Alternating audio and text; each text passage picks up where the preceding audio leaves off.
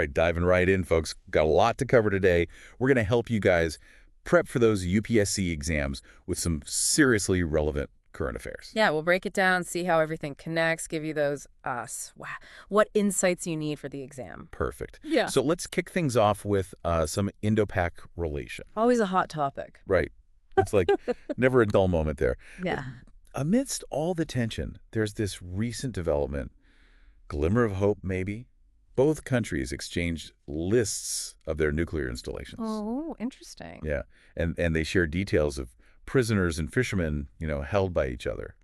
So what's the big deal here? Well, on the surface, it might seem routine. Right. But it points to something deeper, a commitment to diplomacy, even when things are, strained. Like walking a tightrope. Exactly. And it highlights two crucial agreements. The 1988 Agreement on the Prohibition of Attack Against Nuclear Installations and the 2008 Agreement on Consular Access. Okay. These agreements, they're all about building trust and having these communication channels essential for, de-escalation conflict resolution. It's kind of like saying, hey, we might not agree on everything, but we can at least stick to these rules. Yeah, exactly. It's about finding that common ground. Oh, and speaking of common ground, this isn't the first time they've done this, right? No, not at all. The first exchange happened way back in 1992. Wow. So this latest one, it's a continuation of that commitment over 3 decades. That's pretty significant. And what about those prisoners? Right. So the prisoner exchange, that's particularly important, demonstrates a willingness to address humanitarian concerns. Even when they can't agree on the political stuff. Yeah, exactly. So they're able to separate those issues, compartmentalize and find common ground on specific areas. Pragmatic. Exactly. Okay, so let's shift gears a bit. Okay. Into a fascinating bit of social history. The chief ministers of Kerala and Tamil Nadu both inaugurated this renovated Fantai Periyar Memorial. Oh, yeah, I heard about that. In Vicom, right. Vicom, yeah. Now, this isn't just some local event. I mean, Periyar was a major figure, huge, actually, in the Dravidian movement. Absolutely. And the memorial itself, it's like a goldmine now. So much information. A deep dive into Periyar's life, history of the movement, his connections with other leaders. And it's in Vicom for a reason. Right. Because of the Vicom Satyagraha, that landmark movement against untouchability back in 1924. Oh, right. Periyar was key in that Satyagraha. They were challenging that discrimination, denying lower caste Hindus access to temples and public spaces. I mean, the commitment these people had was incredible. Oh, absolutely. Like, did you know Periyar was actually imprisoned twice? Yeah. For his activism during the Vicom Satyagraha. Yeah. He even earned that title of Vicom Viran. Meaning? The hero of Vicom. Wow. So his legacy, obviously complex, lots of debate. Oh, for sure. But there's no denying his impact. Absolutely. He fought for social justice, fought to dismantle those caste hierarchies, left a huge mark on South India. So for you UPSC folks out there, this is crucial. You got to understand his role, the whole Dravidian movement, to really grasp the socio-political dynamics of that region. Couldn't agree more. All right, time to switch gears again. Let's talk about something that's almost guaranteed to show up on your UPSC exams. Yeah. Disaster management. Yes, always relevant. Right, and there's this new development you guys should know about. The Center for Joint Warfare Studies. CENJOWS. CENJOWS, yeah. They've signed an OU with the National Disaster Management Authority, the NDMA. Okay, interesting. Yeah, pretty significant. This MOU, it's about taking a whole-of-nation approach. So think collaboration, research, building capacity, awareness campaigns, the whole shebang. Makes sense. More resilient India, when it comes to natural disasters. Right. But it's interesting, right? CENJOWS, which is under the Ministry of Defense. Yeah. Partnering with the NDMA, which is a civilian organization. Now, that's an interesting dynamic. UPSC examiners, they love this kind of analysis. Yeah. Oh, yeah. They often ask you to evaluate, the effectiveness of government institutions. Oh, I see. So understanding the structure, the mandate of CENJOWS and NDMA, crucial. Then you can really assess how well they'll coordinate during a disaster. Great point. Okay, from disaster preparedness, let's move to wildlife conservation. All right. Madhya Pradesh is sending 15 tigers on a cross-country trip. Wow, 15 tigers, that's a lot. Right. Where are they going? They're going to Rajasthan, Chhattisgarh, and Odisha. It's all scientifically driven. got the approval from the National Tiger Conservation Authority.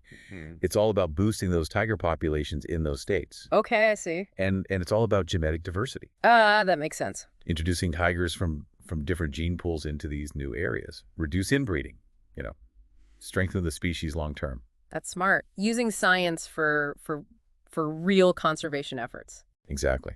And it kind of highlights Madhya Pradesh's role in all this. They have 9 tiger reserves. 9. Yeah, 9. Including this brand new Madhav Tiger Reserve. Wow, they're like the tiger capital of India. You could say that. So it's not just about protecting animals in these isolated spots. It's managing the whole population, ensuring genetic health, creating these landscapes where they can really survive long term. It's a bigger picture thing. Exactly. All right, ready for a glimpse into the future? Always. The All India Council for Technical Education. AICTE? AICTE, yeah. Yeah. They've declared 2025 the year of artificial intelligence. Yeah. They're going all in, preparing India to be like a global leader in AI. Wow. That's ambitious. Right. What are they planning? Curriculum updates, faculty workshops, collaborations with companies, the works. That's huge. Huge is an understatement. Over 14,000 colleges and 40 million students are going to be impacted. 40 million, wow. Yeah, it's a massive undertaking. Reflects India's ambition to be at the forefront of this whole tech revolution. And this is part of that bigger government push, right, for AI integration. Absolutely, it's everywhere. Consumer protection tools, e-commerce regulations, lots happening in the AI world in India. It's definitely a field to watch. And for you, UPSC aspirants paying attention to this stuff, key. Reflects India's changing tech landscape, right? Right. Okay, let's turn back to legal matters now. There's a Supreme Court ruling about senior citizens that's making headlines. Oh, interesting. What's it about? It centers on this Maintenance and Welfare of Parents and Senior Citizens Act of 2007. The MWPSC Act. Yeah. It gives tribunals the power to step in if children are neglecting their elderly parents. Right. Makes sense. About ensuring the well-being of senior citizens. Right. And what's interesting is the court basically said, if children fail to care for their parents as agreed upon, like maybe in some property transfer agreement, yeah, that transfer can be voided. It's a powerful statement. Right. It shows you how serious they are about protecting the rights of senior citizens, making sure they get the care they deserve. Absolutely. This judgment, it highlights that growing concern for elder care, all those legal safeguards, right, to protect their rights. Yeah. And the MWPSC Act, definitely worth a closer look for anyone studying social welfare policies. Absolutely. It's all about making sure those senior citizens have that support, that care they deserve. And this ruling, it sends a clear message. Neglecting those obligations can have serious legal consequences. And this case, perfect example of how the UPSC might ask you to analyze things. How so? The intersection of social issues, legal frameworks, government policy. Like, they can ask you to discuss how effective the MWPSC Act is at tackling elder abuse, or to compare it to similar laws in other countries. Those are great examples. Yeah, see? It's all connected. Absolutely. So you got to think critically. You got to analyze. Exactly. All right, before we move on, I just want to leave everyone with a quick thought. We've talked about international relations, social reform, disaster management, so much, right? Do you see any common threads running through all these stories? Actually, I do. I think one of the biggest themes here is India's growing assertiveness, both domestically and globally. Whether it's managing that relationship with Pakistan, leading the way in conservation, or making these bold moves with AI, India's really stepping up, showing its willingness to shape its own destiny, play a more influential role in the world. Yeah, it's like they're not just reacting anymore. They're taking charge. Exactly. And this connects to another theme I see, this emphasis on strategic thinking, long-term planning.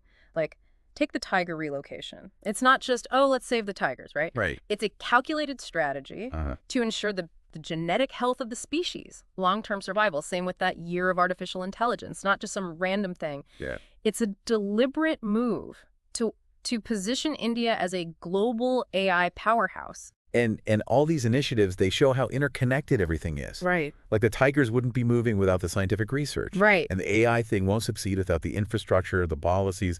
It's all a big ecosystem. Exactly. And this interconnectedness, that's something UPSC aspirants got to keep in mind. Yeah. Oh, yeah. The exam, it tests you on that. Seeing the big picture, understanding how different things relate. They don't want just bits of info. Right. They want to see that you can synthesize knowledge from different areas and apply it to these real-world scenarios. So it's not enough to just know the facts. You got to analyze them, connect them. Absolutely. Develop that critical thinking. That'll help you not just in the exams, but, in your careers too. As policymakers, administrators, whatever you end up doing. Exactly.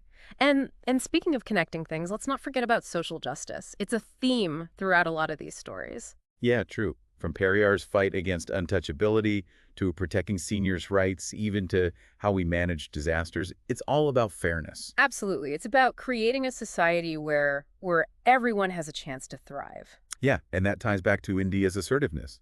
As they step onto the world stage, they're also speaking up about their values, like inclusivity, social justice. Exactly. And UPSC aspirants, be ready to talk about this.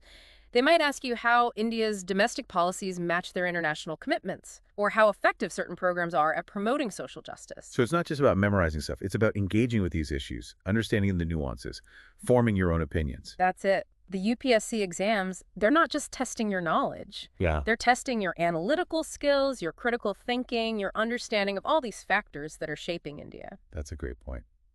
Okay, before we wrap up, I want to leave everyone with one final thought. We talked about India's journey, their focus on planning, their commitment to social justice. But where does the individual fit in all of this? Ooh, that's a deep one. And I think it's a question every UPSC aspirant should ask themselves. Yeah, it's important to understand those big forces, those big trends. Right. But it's individuals who make the difference. So it's not just analyzing policies, institutions. It's recognizing that each person has the power to shape their own destiny, contribute to the greater good. Exactly. And that's what the UPSC is looking for. People who aren't just knowledgeable, analytical, but passionate, compassionate, driven to serve their nation, make a positive impact. It's inspiring, right? Thinking about that potential each person has. Reminds me of a quote by Periyar, actually. Came across it while prepping for this. He said, "It is not enough to know, but we must apply. It is not enough to will, but we must do." Ooh, that's a good one. Captures the spirit of what we've been talking about. The exams, they're not just about knowledge. They're about developing those skills. The mindset to turn that knowledge into action, becoming agents of change. Absolutely. With the tools to tackle those real-world problems, build a better India. So for all you UPSC folks out there, keep that curiosity burning. Keep digging deeper. Keep connecting the dots. And keep striving.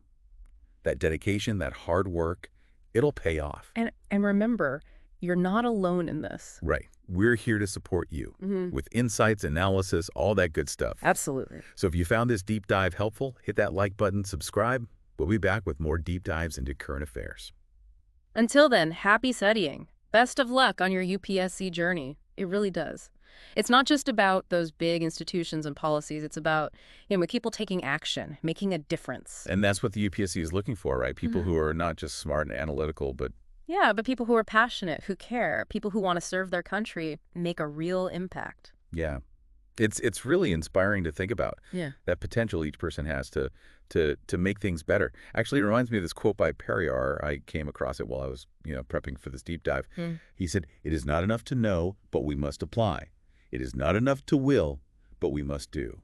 Wow. That's a powerful one. Really captures what we've been talking about, right? Yeah. It's not just about, having all this knowledge in your head. Yeah. It's about having the skills, the mindset to actually put it into practice. Absolutely. Become those agents of change, armed with the knowledge, the tools to tackle real problems, build a better future for India. Exactly. So to all our UPSC aspirants out there, keep that curiosity burning. Keep asking questions. Keep making those connections. Don't give up. All that hard work, all that dedication, it will pay off. And remember, you're not alone on this journey. We're here to support you. We'll give you the insights, the analysis to help you ace those exams. Absolutely. So if you found this deep dive helpful, hit that like button, subscribe to the channel, and we'll be back soon with more deep dives into the world of current affairs. Until then, happy studying and best of luck on your UPSC journey.